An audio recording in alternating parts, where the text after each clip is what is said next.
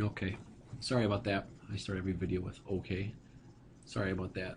Instead of having one really long video, I decided I would break it into two parts.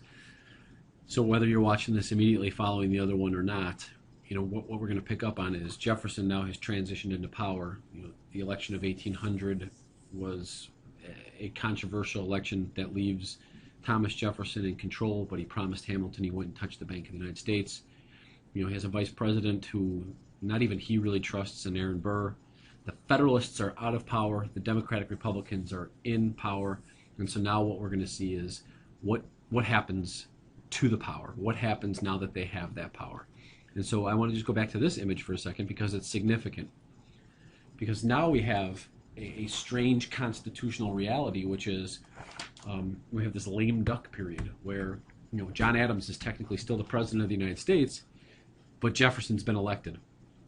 The Federalists are on their way out, but they want to try to protect the government from these what they view radical Democratic Republicans.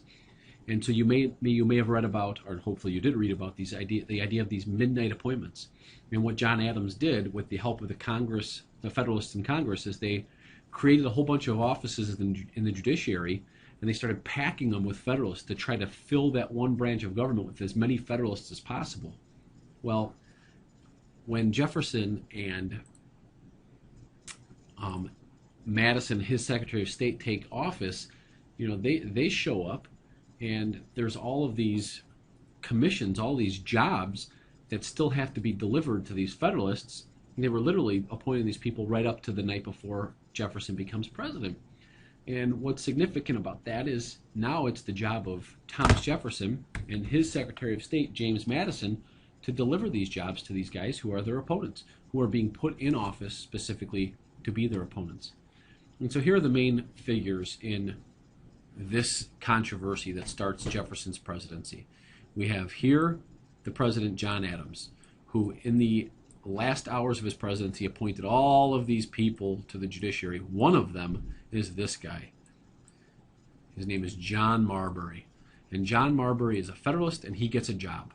Hamilton likes this, doesn't like Adams all that much, but likes that they're trying to protect the government from the all too radical Thomas Jefferson, who seems intent on bringing down the power of government. His Secretary of State, James Madison, we've met him before, the father of the Constitution, has a job according to the law. He has to give Marbury his job. He has to deliver the job. He has to deliver the piece of paper that gives him his job. What Jefferson and Madison decide to do is they decide to say, no, we're not going to do that. And this opens the door for the Federalists, really Hamilton now, because Adams is going to be out of the picture. Marbury is going to sue James Madison for his job because the law says that he has to deliver it to him. This case will become the most significant Supreme Court case that you will need to know for the first semester. And it's called Marbury versus Madison. And it's where we get this guy, John Marshall. All right, he's actually a cousin of Thomas Jefferson's, but he is a Federalist.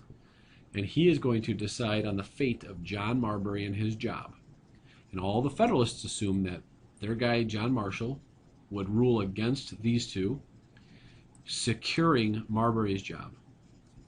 But what he ended up doing is he sides with these guys. He says, no job for you. You guys are out of power. And the reason why is the law that says that Madison has to give Marbury his job is unconstitutional. And this is huge, because what John Marshall does is he says it's not the states that get to decide whether or not a law is unconstitutional. It is the U.S. Supreme Court. And so you're gone. You're meaningless in all of this. It's this power struggle between these two parties that's really important. And to protect the Federalist point of view, which was John Marshall's point of view, he's going to strengthen the Supreme Court. And what he's going to say is, anything that you guys try to do, the Supreme Court has the final say on. And so, yeah, you're right. There is somebody who gets to decide whether or not, you're right, Jefferson, there is somebody who gets to decide whether or not a law is constitutional, but it's not the states. It's me. It's the Supreme Court. And so what the what the decision did is it, like this quote says right here, it is emphatically the province and duty of the judicial department to say what the law is, not the states, the federal government, one branch of the federal government. And John Marshall gives this power to the Supreme Court, to the central government. So you can just imagine, how would Jefferson view this decision? By this decision, who is gaining more power, states or the central government? This is what the United States looked like when Jefferson took office. And down here in the Port of New Orleans, we needed access to that for a lot of our commercial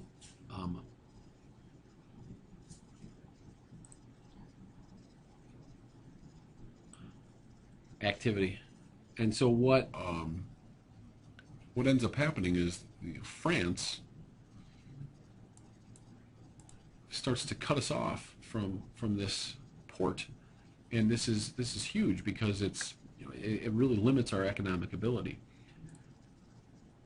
What Jefferson does in response is he sends a group over to try to negotiate a purchase of just New Orleans. And what ends up happening is Napoleon, who was struggling with England at the time, offers them all of this. He offers them all of Louisiana at a price of about $15 million, which was $5 million more than they had authorized for just New Orleans. And this is big because this calls into question, this calls into question whether or not this was constitutional. Nowhere in the Constitution does it say that the president has the authority or the government has the authority to buy this land. Nowhere does it say that they have the right to go beyond what Congress had told them they could spend to get more land just because it's a good deal. But for Jefferson, he's willing to extend or loosely interpret the Constitution because he believed it was the right thing. And so we start to see him, waver on his commitment to his own constitutional politics. It is during Jefferson's presidency that his own vice president, Aaron Burr, will, through a series of conflicts with Alexander Hamilton, they will meet and have a duel in New Jersey. And it's in 1804 that Alexander Hamilton, the power in the Federalist Party, will no longer be a component of American politics. He'll be killed in this duel in 1804, and this shakes up and really ends the Federalist Party's stranglehold on power in the Northeast, and it's going to cause that party to really start to splinter, and it's difficult for it to hold itself together. When Jefferson was faced with impressment, just like his predecessors, both Washington and Adams had been, he decides to do something about it. And what he decides to do is he decides to pass a law. And it's very Jeffersonian in that it's purely logical. So I want you to think about it like this, right? The ships leave the United States. When the ships get somewhere over the middle of the ocean, they are stopped. The American men are taken off, and they are put into service in the British or French military. And Jefferson says, well, the problem is the ships leave, and that's when they get into trouble, or we get into trouble. And so Jefferson and his Democratic Republicans pushed through a law, an Embargo Act of 1807, which said our ports are closed. Our ships are no longer leaving. We're no longer going to trade with the rest of the world, because when the ships leave, that's where we get into conflict. And so he halts American trade with foreign countries, specifically England and France. And what I want you to think about is this embargo, is this consistent with Jefferson's view on power? Does the embargo help to create more of Jefferson's vision or more of Hamilton's vision? And so these are some of the things that we're going to talk about in class on Thursday, leading us to understanding how Jefferson responded to constitutional questions during his presidency.